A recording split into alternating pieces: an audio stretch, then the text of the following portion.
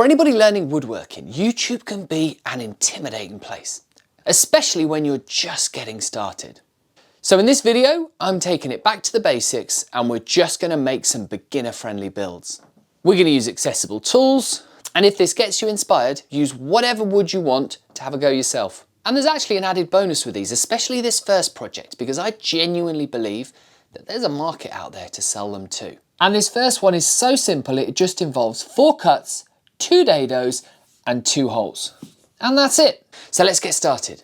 It involves this. And your dog. Your dog's probably going to use 2 of these every single day, 1 for water, 1 for food. So we're going to make something to hold these, something simple but attractive. Now the first bit that makes it attractive is this. This is my wood choice. This is sapele. I've ordered thin boards because I find them to be the most stable, so what we're going to have to do first is joint them together. And as this is a beginner friendly build, well, let me show you how I joint my boards. And for anybody like me who hasn't got the big tools, this is where getting used to a hand plane, either a number 5 or bigger, is going to really enhance your woodworking, because straight away it means you can do bigger projects. Because the technique we're using here to join 2 boards could be used on 5, 6, 7 boards to make yourself a dining table. All we're doing is popping the pieces of wood back to back, so that when we plane them, any angle or any discrepancy on one will be carried over opposite on the other. So when you lay them back down again, you're going to get a flat board.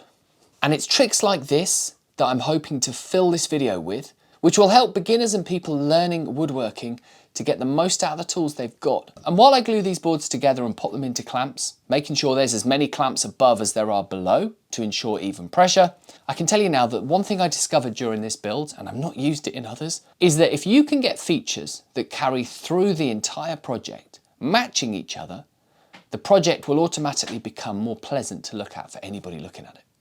But now we've got to start our cuts. You can get away with these being the only specialist tools you need. And if you haven't used a speed square in conjunction with your circular saw before, it is the easiest thing to do. But there are a few tricks to it. Once you've marked up your cut line, you don't put the speed squares directly on that line, because there's an offset on most circular saws between the blade and the edge. And the edge is going to run down the side of the speed square. So the blade is approximately, on mine, 35mm away from that side. So what they've done is put some handy markings on the front that show you where the blade's going to hit. You line those up with the pencil line, you hold your speed square on the one edge of the wood pointing towards you, and then you run the circular saw along making the cut. The one change that we're going to make to this circular saw happens at the front. If you loosen off this toggle, you can actually put the base at an angle. I didn't want it to get too steep, so I've set mine at 15 degrees. Now once you've set this, we're not going to change it for the entire build. The only thing we're going to change is the depth of the saw. Make sure you only set it so that it just goes through the base of that wood. You don't want it going too deep, because then you're going to get a worse quality of cut and it's not as safe. If you happen to get a lot of tear out on the top of the board you're cutting, you might want to consider blue taping it before you cut it. It's going to hold the fibres down as opposed to letting them flick up when the blade goes through and makes the cut. Now this is future mark going back in time, because I didn't record marking out the board, and I want to show you how simple it is. Basically, once your board is out of clamps, you're only going to need to mark 1, 2, 3, 4 lines on it. The first one is going to be close to the edge. The second one is going to be the width of the first leg. The next one is the width of the top. And then the last one is going to be the width of the second leg, matching the first. It's that simple, but let me explain where the measurements come from. The diameter of my bowls is 180mm, and so what I've gone for across the top is a 500mm top, and then the legs I'm going to go around about 120mm. As you look at the board that you've drawn out, the right hand side is where we're going to do all of our cuts, and after we've removed one leg, we're going to flip it round and remove the other leg. We're not going to cut 2 in the same direction, otherwise what you'd be left with on the top piece is angles that are parallel. We want them opposing because it'll look much nicer. The first cut just puts an angle on the bottom of the leg, and then the second cut removes the leg, leaving an angle on the middle section, which is going to be the top of your holder. We then flip it around, do the same again, which will leave us with 2 identical legs and the correct angles on the top. And note how well I've got everything locked down, including the speed square, so that all you have to focus on is the circular saw. Now this is where the beauty of the 15-degree angle going throughout the whole project comes in, because if you have a look at the legs joining back onto the piece, because you've angled the sides of the top, you have a choice here. You can either have them matching the angle of the leg, or you can have them contrasting it. But either way, if anybody looks at that project, they won't understand quite why it's pleasing to the eye, but it will be. And that is purely because the angles flow through and complement each other. So what we're going to do now is we're going to make our dado cuts, and they're going to be done exactly the same way as we cut the legs off. We're going to make one cut, and then we're going to hold the leg against it, and we're going to strike a line so we know where to stop. But we're not going to go up to that without checking back at any stage. All we're going to do is make a series of cuts as close together as possible. Generally speaking, you only really want to move the speed square along after each cut, maybe the width of the kerf of your blade, which is not much more than 1 millimeter or 2. And we've all done it. Check that you haven't got the depth set still to go all the way through the piece, or 2 dog bowls is going to go down to 1. You might end up making 10, 12 cuts before you get close to that line, and then you want to sneak up on it. Because what we're doing here is real life measurements. Real life measurements are what you can see and what fits. It's not really relying on what you think the width of the wood is and sticking to that until you realise it's too wide and your leg is wobbling. And remember what we did when we cut the legs off. Once you've done one dado in one direction, you definitely need to flip that board, otherwise you won't have the right angle on the dado for the next leg. It is worth making sure you check it 2 or 3 times to make sure the blade is pointing in the right direction. And also importantly, as soon as you put any angle on that blade, chances are your markings at the front are not going to be all that accurate. So actually have a look at where the blade hits the wood for a real life estimate of where that cut is going to be. So for anybody keeping count, we've done the 4 cuts, 2 dados, and what's left is the 2 holes. And believe it or not, there was a plan with this. You see this? Well, this signified a moment where I felt that I moved from a beginner to an intermediate. And this was my original plan for cutting out the holes. And I stuck with it. But to keep this beginner friendly, you're going to see a second method which is really quite simpler. And you're going to see why this, well, it wasn't perfect. But I went through with it anyway. But like every video I've ever done, I'm still going to show you the worst ways, the mistakes, as well as the better ways. But the biggest reason I have left it in is because actually this tool opens up a huge amount more builds that you can do once you are ready for it. And what we're going to use on this one particularly is the fact that it comes with a templating bushel. If you get a piece of wood and ride along the edge of that bushel, the actual bit inside is not touching that edge, but what it's doing is it is cutting maybe 1 millimeter or 2 away from it. And that's basically template routing. And if you're careful about how you cut these circles out, if you're using a nice hardwood, you can actually make it so that you get 2 circular blanks out the inside that you can use for another project. And that's why I've gone a little bit more complicated at this stage. As you saw there, my template was just a circle. And all I'd done was cut that with a jigsaw and then sanded to the line carefully to get the best circle I could. And like any technique in woodworking, there's more than one way to do this, but there are certain rules to stick with the router. Don't try and do the full depth in one deep pass. You're asking too much of the router and the bit. What I've done to make it even easier than that is I've just used the router and the template to get a perfect circle. I've gone very shallow, and then I've drilled a couple of holes right in the middle of the groove so I can insert my jigsaw. I can run that through the middle of the groove, and then after that I'm going to clean it up with a flush trim bit. Now when it comes to the flush trimming, there really are 2 ways of doing it. Either handheld, and note with this, if you've only got the stock base plate on your trim router, that can tend to be a little bit of a tricky process and it can get a bit wobbly. Or you can throw together one of these, and it doesn't have to be fancy, it can be a hole in a piece of plywood. You attach your router inside it and you've got a router table. In my opinion, this gives you a lot more control because you can place the piece flat on it and support it while you're trimming it. And what you didn't see in that is where it went wrong. The entire reason for flush trimming them was so that I could save the blanks to use for another project. Here's the issue. I asked way too much of the router. I was asking it to take back 3 or 4 millimeters in certain places on a very hard wood, and that's just too much.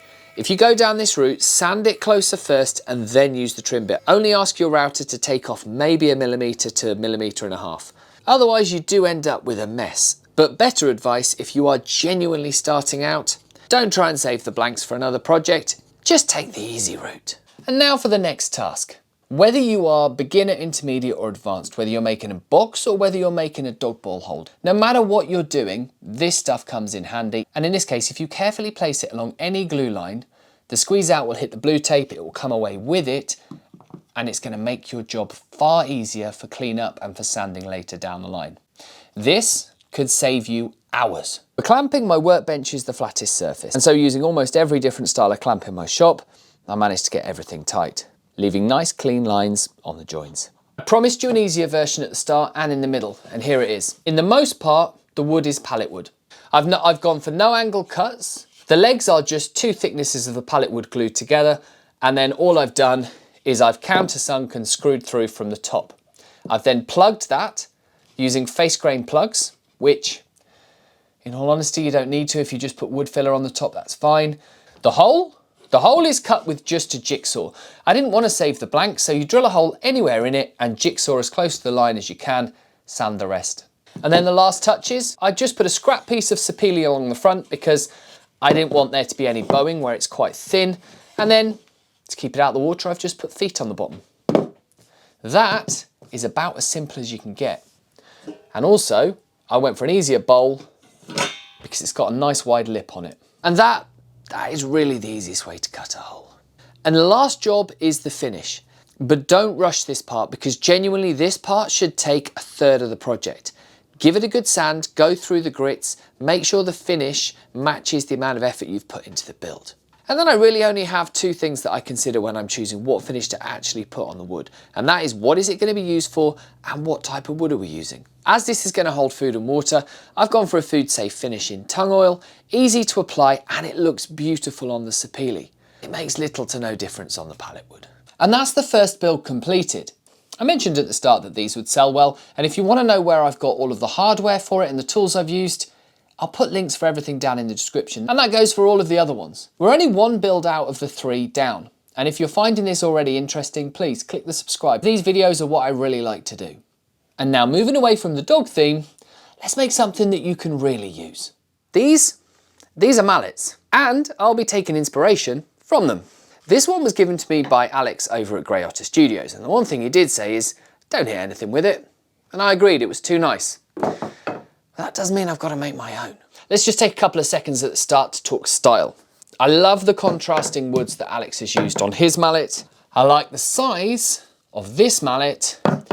So the first thing I'm going to do is I'm going to use my bevel gauge and I'm going to find the angle and I'm going to transfer it to the wood we're going to use for our mallet. I'll use sapele and I'm going to use oak for my middle piece. They don't need to be the same thickness.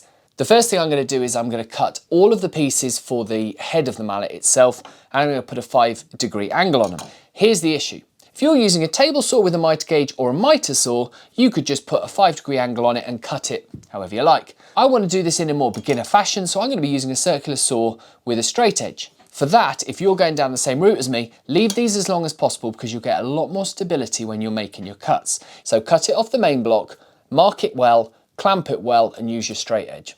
Now every cut I make with the circular saw I support with a speed square, but that's great for 90-degree angles. As we want in effect a 5-degree angle here, the speed square isn't going to work unless we do a tiny adaptation. I've just tilted the speed square to match the line, leaving a gap. Now if I fill that gap with a scrap piece of wood and tape it into place, it's a simple but effective hack. So now that lining up your blade with the line and using the speed square for support will get you the right cut every single time. For the opposite angle, all you need to do is transfer the lines to the back of the board, flip it over, and use your speed square again. Trace the original piece back onto the board, and in no time you've got both outer pieces of your mallet head.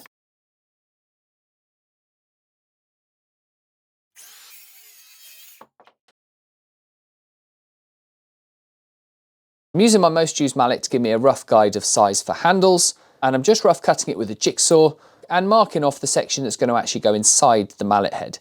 I'm going to cut away approximately 4mm that goes inside the mallet head to give it a more snug fit, but also so I can expand it using a wedge to fit perfectly. And anytime you want to do cuts like this, transferring the line to the top will help you get a better start and get more accurately to the line as you go. I then did the same for the 2 cuts down the middle to create a space for the wedge, making sure that I didn't go quite as far as the bits I'd removed on the outer sides. That way you'll never see the area where the wedge goes underneath the mallet. For the middle section of the mallet, I'm using the same piece of wood as the handle, so the thickness is the same, and I'm marking from the outer cheeks, transferring that marking back down onto the oak and using the same angled cut that I did before. One piece goes in and gets glued. The only difference with this, as the handle goes in at 90 degrees, the back edge of the first piece has to be cut at 90 to sit against the handle.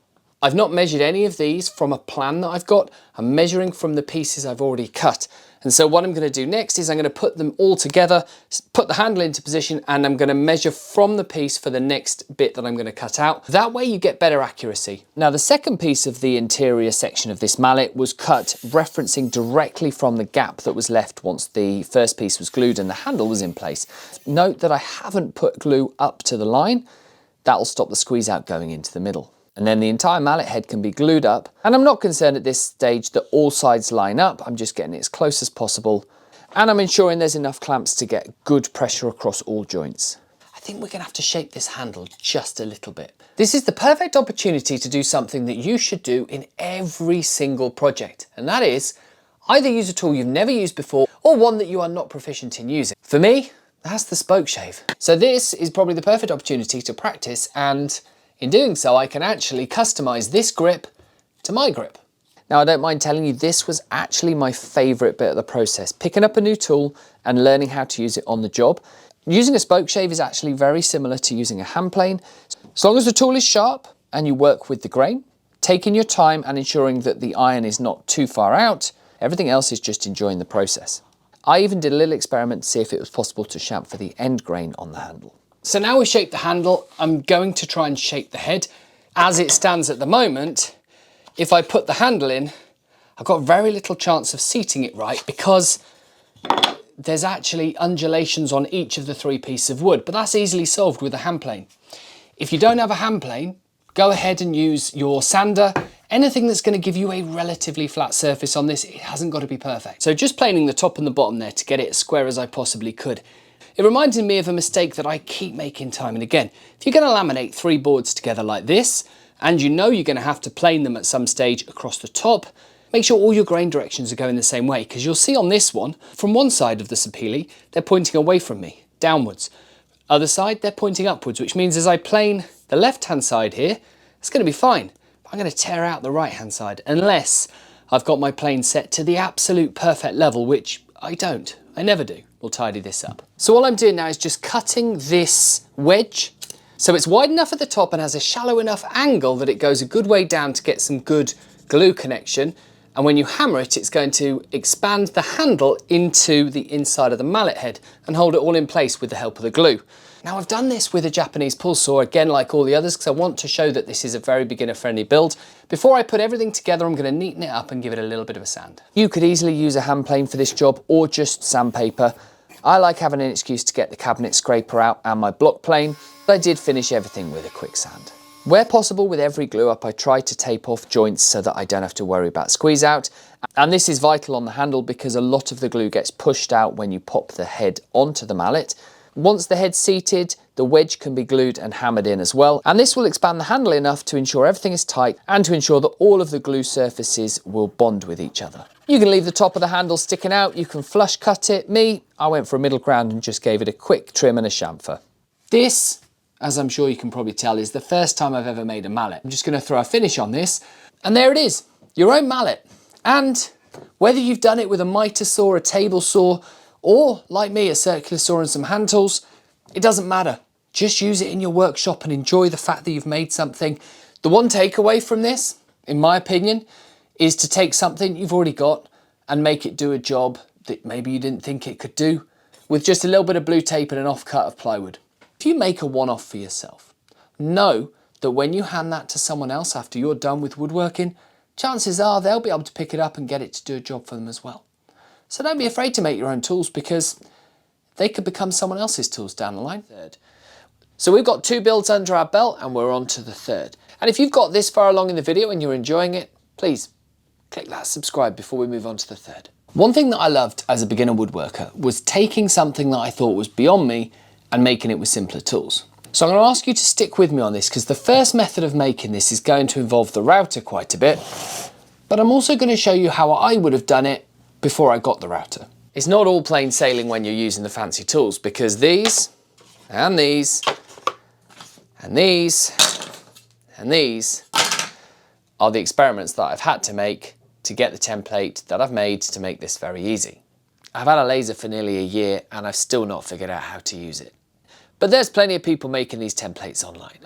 This was a key rack that I made in one of my first videos. And these bits of sapele have got magnets in the back, so you can have this on the wall and take your keys as and when you need them. And I made it before I had any of the bigger tools that are in my workshop now. But as I said in the first build, anything based around pets sells. So let's try and make something similar to that, but make it pet friendly. There's two methods here. One is going to involve more of the, let's say, intermediate tools, whereas the second one is going to be very beginner friendly, using only inexpensive hand tools. But to get started, as with any project, layout is important here. I want to inlay 3 pieces into this wood, 2 of which are going to be of this bone shape, and 1 is going to be a circle in the middle. So I've laid this out twice, once for each method. And 1 is a simple templating jig with a router.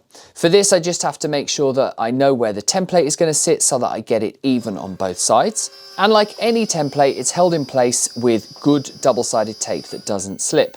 And I'm going to use this to hog out the whole inside of the template. If you have a plunge base on your router, you'll find this even easier.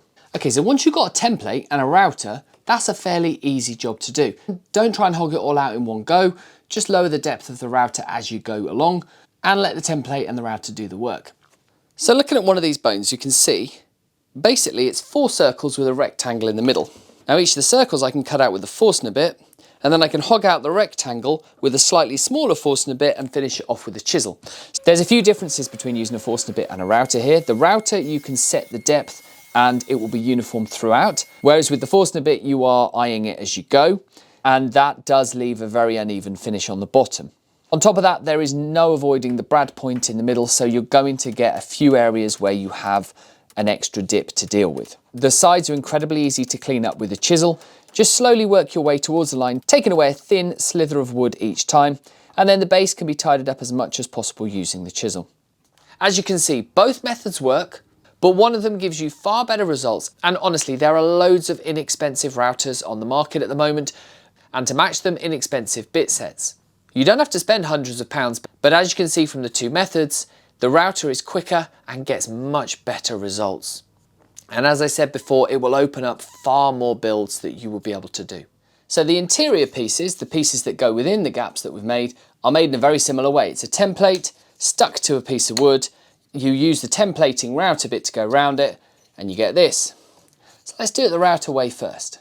As before, it's just double-sided tape to hold the template in place, and then a templating guide with this straight cut bit.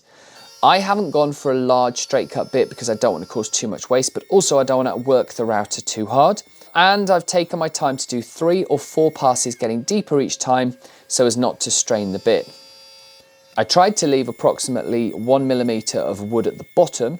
I didn't want to dislodge the bone shape as I went, otherwise it might loosen up before I finished all of the cuts. The second one I did next to the first to try and get some sort of continuous grain, and then my router bit failed. I can only blame this on overuse, and maybe I pushed it too hard and did too much routing, or it got too hot, I don't know. But it managed to complete its job before it gave up. Right, for the next bit you can see I've got the Moxon vise out. This is where we prove that you don't need a router and you can do everything by hand. I would recommend, if you're going to do it all by hand, the coping saw. This helps you to get around tight corners that you might not necessarily be able to do otherwise. Because you can try and do this with a jigsaw and you can have some success, but getting around the tight corners is pretty tricky. Then the other tool that I recommend is a set of these needle files, because these get into the corners that you can't necessarily get into with a bigger file. But for removing a significant amount of stock, a Shinto rasp. All of these will have links in the description. It's clear to see that it is possible to do this entire section without the router and a lot of the fancy tools. The downside is that's taken me over half an hour. Believe it or not, it creates a lot more fine dust than the router does because you can't attach dust extraction to your file. It's harder work, but it's pleasant, it's quiet, there's a feel to it. If you're a beginner and you've only got some basic hand tools, you can still do this. With the bone shapes completed, the last bit is the round insert into the centre, which is the easiest by far out of the lot. I'm lucky I've got a large Forstner bit just to hog out the hole in the middle. And I made a decision here that I was going to finish off the routed design and leave the hand tool design to be finished at a later date, purely because I don't want the video to go on for another half an hour. So I split the 2 sections and I chamfered all of the edges before moving on to the finishing touches. Now each of these 3 pieces is going to be a keyring, and each of the keyrings is going to have leather and a keyring tied to it. which I'm going to show you in a second. And the only way that's going to work is if I cut 3 sections out beneath them so that the keyring part can actually hang freely. The easiest way I could think of doing this was just to simply cut the outsides and do some relief cuts through the middle of each area that I wanted to remove, and then just to remove it very carefully with a chisel, trying not to blow out the back of each of these to reduce the risk of tear out. And the last piece of the puzzle is the central circular insert. There's a simple system that I use to cut these, because if you were to cut them out straight with this circle cutter, you would get a hole in the middle from the drill bit that guides it. So what I like to do is drill a hole in a piece of ply, and then take out the drill bit that's in the center, and then reattach the hole cutter back on without the drill bit. And I use the circle that I cut originally as a guide clamped to the piece of wood that I want to cut the circle from. Now, in order to ensure these don't just fall out, I've just countersunk and superglued some magnets both into the backer board and into the key rings so that everything is held firmly in place by the magnets. Ensure that the magnets are laid out so that they actually attract to each other and don't push away. And then with a little bit of tidying up, some spray lacquer, and finally the leather and key rings attached, which I'm not going to show you in too much depth. There's a lot of fumbling, a lot of random knots, and no real skill involved, plus a little bit of CA glue to ensure the knots don't just come undone. And that, by my count, is, well, the third one done. You've got a one-stop shop to get everything you need. There's something about keeping it simple when you're building things that takes the pressure off and gives you the opportunity to practice things that you either don't know yet or you need to improve at. Between me and you, these are never going to come out perfect. So if you can ensure that you're not comparing yourself against perfection, you'll be really happy with what you build. I think if you were in the countryside sitting at a craft show and there's dog owners walking by, I think these would be an easy sell. All it comes down to is pricing and, well, yourself. If you've liked these beginner build style videos and you want to see more of them, let me know down in the comment section and I'll make sure I get them out on a regular basis. If you're not subscribed, please do consider it. All the tools and the hardware that I've used in these you'll find down in the description. If you want to see where the original idea for this came from, I'll leave a link to this video. If you've already seen it and you want some more inspiration, YouTube's picked that one for you. Thank you so much for watching. I'll see you over there.